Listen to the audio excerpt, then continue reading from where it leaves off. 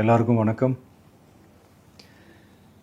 இந்திய அரசியல் சாசனம் நம்ம தமிழ்நாட்டில் இருக்கிற எல்லாருக்குமே கொடுத்துருக்கிற உரிமையில் ரொம்ப ரொம்ப முக்கியமானது ஓட்டிங் ரைட், வாக்குரிமை. ஒரு மனுஷன் உயிரோடு இருக்கான்றதுக்கு அடையாளமாக இருக்கிறதுல அவனோட ஓட்டுரிமை ரொம்ப முக்கியம். அதனால தான் voting is not only our right but also our life.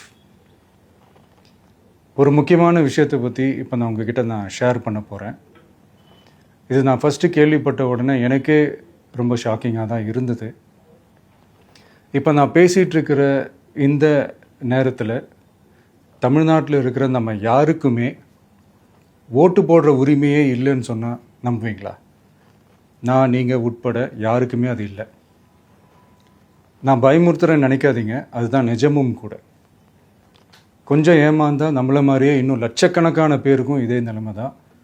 ஓட்டு போடுற அந்த உரிமையே இல்லாத மாதிரி ஒரு நிலைமை வந்தாலும் வரலாம்.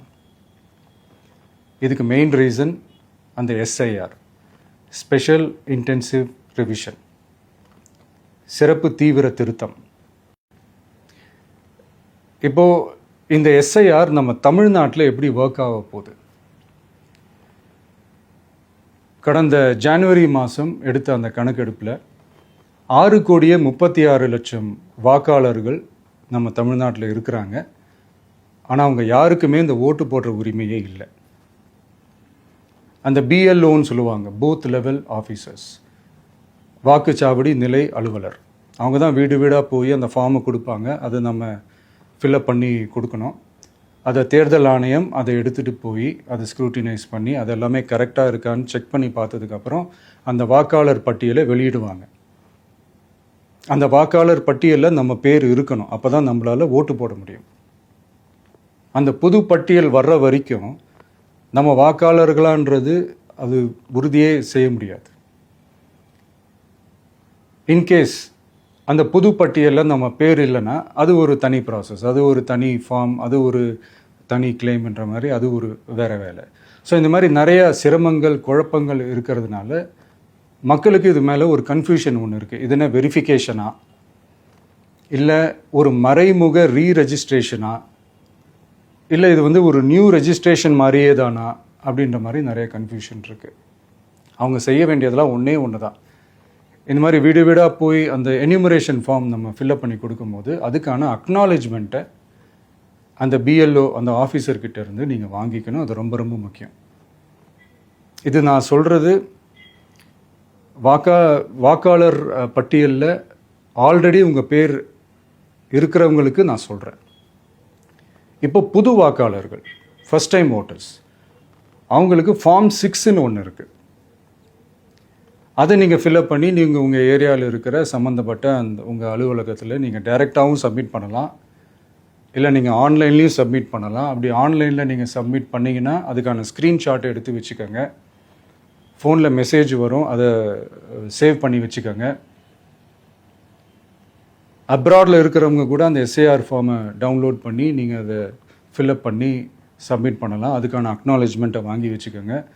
ரொம்ப முக்கியமாக உங்களோட பிஎல்ஓ அந்த ஆஃபீஸர் யாருன்னு தெரிஞ்சு வச்சுக்கோங்க.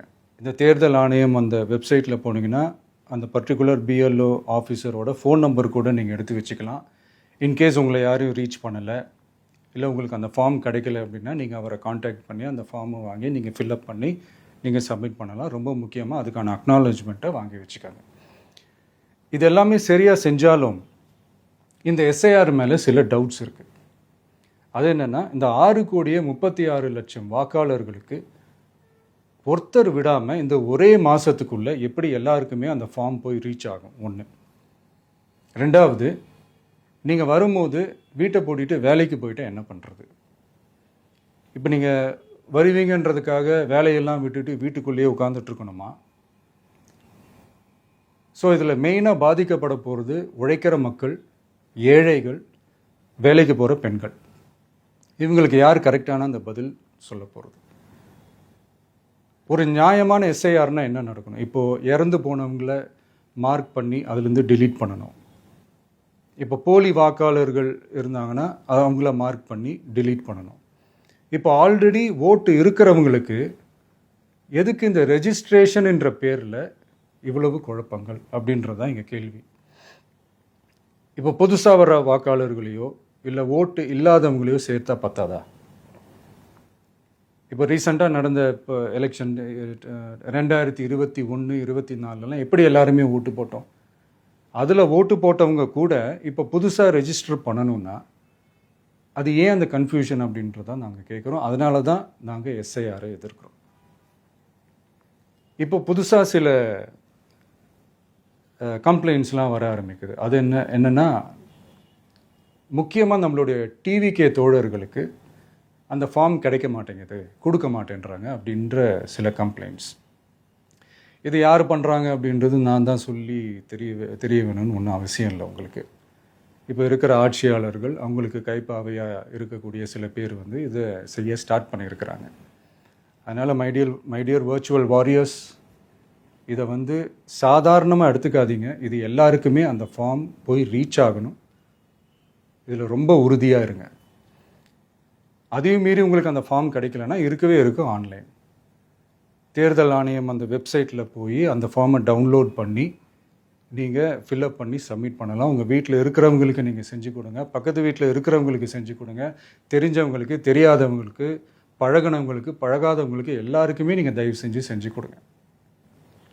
அண்ட் ரொம்ப முக்கியமாக நம்ம ஜென்சி கிட்ஸ், நம்ம ஃபஸ்ட் டைம் ஓட்டர்ஸ், நம்ம புது வாக்காளர்கள், நம்ம நண்பா நண்பிகள், அவங்க ரொம்ப கேர்ஃபுல்லாக இருக்கணும்.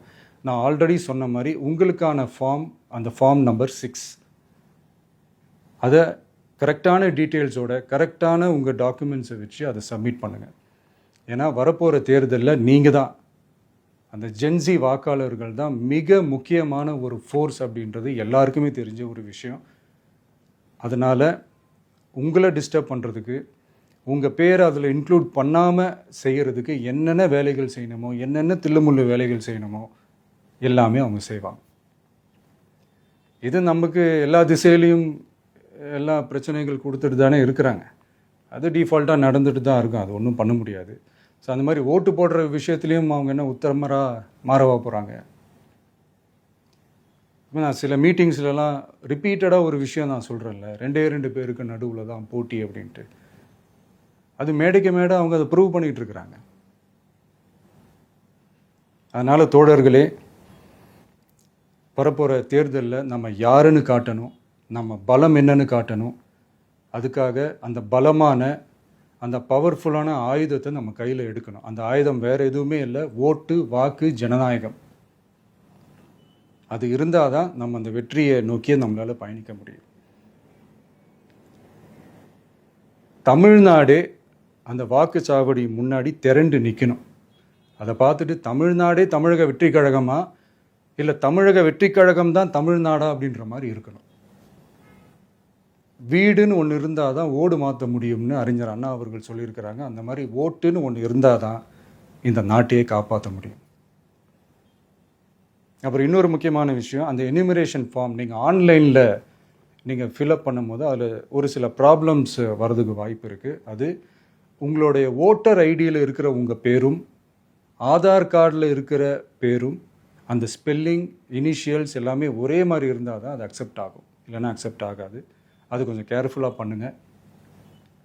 அது கொஞ்சம் யூசர் ஃப்ரெண்ட்லியாக இருக்கலாமேன்னு கேட்டதுக்கு அதெல்லாம் முடியாது, அதுக்கெல்லாம் வாய்ப்பு இல்லை, அதுக்கெல்லாம் ஆளுங்க இல்லை, பண்ண முடியாதுன்னு ரிப்ளை பண்ணிட்டாங்க. ஸோ அதனால் மைடியர் டிவிகே தோழர்களே, மைடியர் ஜென்சி படை பலமே, உஷாராக இருங்க, கான்ஃபிடெண்ட்டாக இருங்க, நல்லதே நடக்கும், வெற்றி நிச்சயம். மீண்டும் சந்திக்கும் வரை நன்றி, வணக்கம்.